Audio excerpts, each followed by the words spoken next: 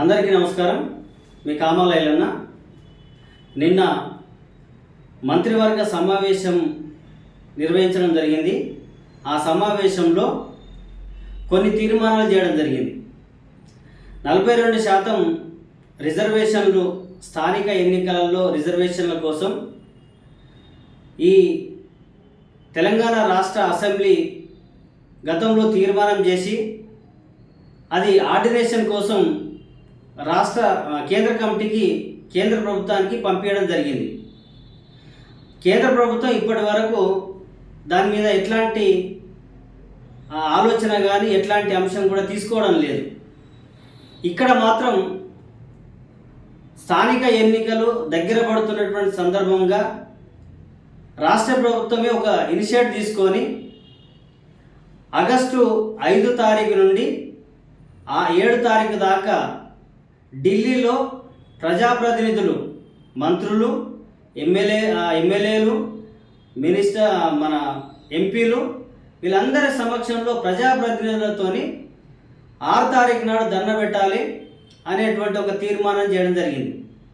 మరి ఈ ధర్నాకు ఢిల్లీకి పోయి మాట్లాడేంత అవసరం ఏమొచ్చింది అనేది ఒకసారి చూస్తే, ఇదంతా రాజకీయ పార్టీలు బీసీల చుట్టూ ఒక పెద్ద తదంగం అలుగుతున్నటువంటి తీర్మానం ముందట కనిపిస్తుంటుంది.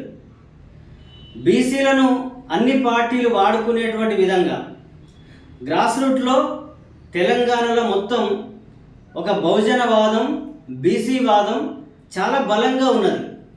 ఈ బీసీ వాదాన్ని అన్ని పార్టీలు మైలేజ్ ఎలక్షన్ కోసం, ఓట్ల కోసం వాడుకుంటున్నట్టుగా మనకు కనిపిస్తుంటుంది. ఇప్పుడు ప్రధానంగా కాంగ్రెస్ పార్టీ మేము తెలంగాణ ప్రాంతంలో సర్వే నిర్వహించడం, సకల జనులకు సంబంధించిన సర్వే నిర్వహించడం, ఆ సర్వేలో 52% జనాభా బీసీలు ఉన్నారని తేలింది. దానికి మేము 42% రిజర్వేషన్లు ఇస్తామని చెప్పేసి వాళ్ళు మాట్లాడి దాన్ని ఒక రాజకీయంగా తీసుకుపోతున్నటువంటి తీరున్నది.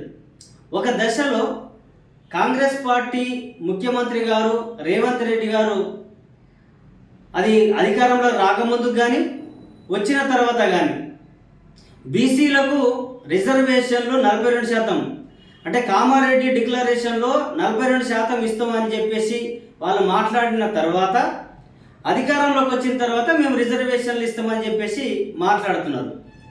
రిజర్వేషన్లు ఇవ్వాల్సిందే. ఇంకొక మాట ఏమంటున్నారంటే రేవంత్ రెడ్డి గారు, రిజర్వేషన్లు ప్రభుత్వం నుండి అది సానుకూలంగా లేకపోతే, ఆర్డినేట్ రాకపోతే, ఒకవేళ మేము మా పార్టీ నుండి 42% రిజర్వేషన్లు ఇస్తామని చెప్పేసి మాట్లాడుతున్నటువంటి తీరున్నది. ఇప్పుడు ఇది మాట్లాడుకుంటూనే మళ్ళీ ఏం చేస్తున్నారంటే బాలును ఇతరుల కోట్లకు పంపిస్తున్నారు. అంటే మా బాధ్యత లేదు, మీరే చేయాలనేటువంటి పద్ధతిలో కేంద్ర ప్రభుత్వం వైపు తీసుకుపోయినటువంటి తీరు కనిపిస్తుంటుంది. మరి కేంద్రంలో ఉన్నటువంటి బీజేపీ పార్టీ ఏం చేస్తున్నది అంటే, బీజేపీ పార్టీ ఆలోచన విధానం ఏంటంటే, బీసీ రిజర్వేషన్లు ఏర్పాటు చేస్తే బీసీలలో ముస్లింలు ఉన్నారు, వాళ్ళ శాతం పెరుగుతున్నది కాబట్టి మేము దానికి అనుకూలంగా లేము, ముస్లింలను అందుకే తీసేయండి, మేము అనుకూలంగా చెప్తామనేటువంటి ఆలోచన వాళ్ళు మాట్లాడుతున్నటువంటి తీరున్నది. ఈ రాష్ట్ర పార్టీ అధ్యక్షుడు మాట్లాడిన తీరున్నది. రామచంద్రరావు గారు మాట్లాడిండి ఈ మాట. అట్లనే ఒక పక్కనేమో బీజేపీ ఏం చెప్తున్నది, మేము తెలంగాణ గవర్నమెంట్ ఏర్పడితే బీసీ ముఖ్యమంత్రి చేస్తామని నినాదం చేసుకొని పోతా ఉన్నారు. ఒక పక్కనేమో రిజర్వేషన్లు బీసీలకు ఇవ్వండి, 42% రిజర్వేషన్లు కల్పించండి అని అంటేనేమో దాన్ని పట్టించుకోవడం లేదు. ఇది గతంలో తమిళనాడులో జయలలిత గారు ఈ రిజర్వేషన్లకు సంబంధించింది 9 షెడ్యూల్లో పెట్టించేసి వాళ్ళు రిజర్వేషన్ సాధించుకొని వాళ్ళు అక్కడ కొనసాగిస్తున్నటువంటి తీరున్నది. అదంతా ఎందుకు, ఇప్పుడు కూడా ఇదే బీజేపీ ప్రభుత్వం మాట్లాడుతున్నటువంటి పార్టీ మాట్లాడుతున్నటువంటి తీరులో మేము వ్యతిరేకం అనేటువంటి మాట్లాడుతూ ఇక్కడ మన తెలంగాణలో వ్యతిరేకమైనటువంటి పద్ధతిలో మాట్లాడుతున్నారు. మరి గుజరాతీ ఇంకా మిగతా రాష్ట్రాల్లో మహారాష్ట్రలో కానీ మిగతా రాష్ట్ర కర్ణాటకలో కానీ వాళ్ళ గవర్నమెంట్ ఉన్న తాన రిజర్వేషన్లు కొనసాగుతున్నాయి. ముస్లింలు ఉన్నారు అందులో, వాళ్ళు ఇచ్చే దాంట్లో ముస్లింలు ఉన్నారు. ఇక్కడికి వచ్చేసరికి ఏమో ముస్లింలు కనిపిస్తున్నారు.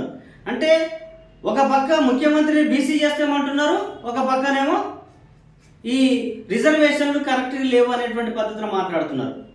దానికి రాష్ట్ర అధ్యక్షుడు మాట్లాడుతున్నటువంటి తీరు అంటే బీసీల మీద ఏ ప్రేమ ఉన్నదనేది ఇవాళ మన కళ్ళ ముందు కనిపిస్తున్నది. బీసీల మీద ఏ ప్రేమ ఉన్నదనేది బీజేపీ పట్ల అనేది మన కళ్ళ ముందర కనిపిస్తున్నది. ఇంకొక పక్కనేమో బీఆర్ఎస్ ప్రభుత్వం అధికారంలో ఉన్నప్పుడు పంచాయతీరాజ్ చట్టం తీసుకొచ్చినప్పుడు 50% రిజర్వేషన్లు దాటకుండా ఉండాలనేటువంటిది ఒక చట్ట నియమాలు పెట్టడం జరిగింది 2018లో. వాటికి కట్టుబడి ఉండే విధంగా వీళ్ళ బీఆర్ఎస్ పార్టీ కూడా దానికి కట్టుబడి ఉండే విధంగానే ఉన్నది. బయట ప్రపంచానికి చూపెట్టే విధంగా మాట్లాడుతున్నటువంటి తీరు. కవిత గారేమో మేము బీసీలకే అనుకూలం, మేము బీసీ చట్టసభలో రిజర్వేషన్లు తీసుకురావడంలో మా భాగస్వామ్యం ఉన్నది, మేము కొట్లాట తీసుకొచ్చాం అనేది గులాలు జరుపుకున్న సందర్భాలు కూడా ఉన్నాయి. అంటే వాళ్ళ పార్టీ స్టాండ్ ఏంటంటే పంచాయతీరాజ్ చట్టానికి సంబంధించినటువంటి నిబంధనలు కట్టుబడి ఉన్నట్టుగానే కనిపిస్తుంటుంది. కానీ వాళ్ళు ఎక్కడ కూడా ఇవాళ ఈ బీసీలకు సంబంధించిన రిజర్వేషన్ల కోసం ఎక్కడ కూడా సరిగా మాట్లాడుతున్నటువంటి తీరు కనిపిస్తలేదు. ఇక్కడ కాంగ్రెస్ ప్రభుత్వం ఏమో మేము అన్నీ చేస్తున్నాం, బీసీల మీద ప్రేమ చూపెడుతున్నాం అనేటువంటి పద్ధతిలో మాట్లాడి వాళ్ళ చేతులు ఉన్నటువంటి బంతిని ఇంకొక కోట్లకు పంపించేటువంటి తీరే కనిపిస్తుంటుంది. ఇవాళ మీరు ఢిల్లీకి పోయి ధర్నా పెట్టేంత అవసరం ఏమున్నది? ఒకవేళ ఆర్డినేషనే ఖచ్చితంగా రావాలి అని అనుకున్నప్పుడు అది ఒకవేళ కొట్టేస్తారనేటువంటి ఆలోచన మీకు కలుగుతున్నప్పుడు మీ రాజకీయ పార్టీ తరఫున 42% రిజర్వేషన్లు ఇవ్వండి. మీ పార్టీ తరఫున నిలబెట్టండి. సర్పంచులు, ఎంపీటీసీలు, జడ్పీటీసీలుగా బీసీలకు అవకాశం కల్పించండి. మీరు కల్పిస్తే మిగతా పార్టీలు కూడా తప్పకుండా బీసీలకు టికెట్లు ఇచ్చే అవకాశాలు ఉంటాయి. దీనికి పెద్ద కథ వేయాల్సిన అవసరం లేదు. అంటే వీళ్ళందరూ కూడా ఒక రాజకీయం చేసేటువంటి కోణంతోనే వీళ్ళు మాట్లాడుతున్నారు. ఎంతసేపు ఓట్లు కావాలన్నటువంటి ఆలోచన చేస్తున్నారు కాబట్టి బీసీలకు న్యాయం చేయాలన్నటువంటి పద్ధతులు లేరు. అందుకే ఈ ప్రధానమైనటువంటి 3 పార్టీలకు చెప్తున్నాం, ఒకప్పటి బీసీలు కాదు ఈరోజు. మీరు జాగ్రత్త పడాలి, జాగ్రత్తగా ఉండాలి. ఒకప్పుడు రెడ్డి వెలుమలు చెప్తే ఓట్లు పడి రెడ్డి వెలుమలు చెప్తే నిలబడ్డటువంటి ఎంపీటీసీ, జెడ్పీటీసీ సర్పంచులు ఆనాడు బీసీలలో ఉన్నారు. కానీ ఈనాడు 70 లక్షలు 80 లక్షలు ఖర్చు పెట్టుకొని కూడా మా రాజ్యాధికారం రావాలన్నటువంటి విధంగా పోటీ చేస్తున్నటువంటి వాళ్ళు ఈనాడు బీసీ వర్గంలో ఉన్నారు. ఆనాడు బీసీలు చైతన్యం లేకపోవచ్చు, కానీ ఈనాడు చైతన్యం ఉన్నారు. ఆ చైతన్యమే రేపు మిమ్మల్ని ఏ రకంగా ముంచాలో చూస్తారు కూడా.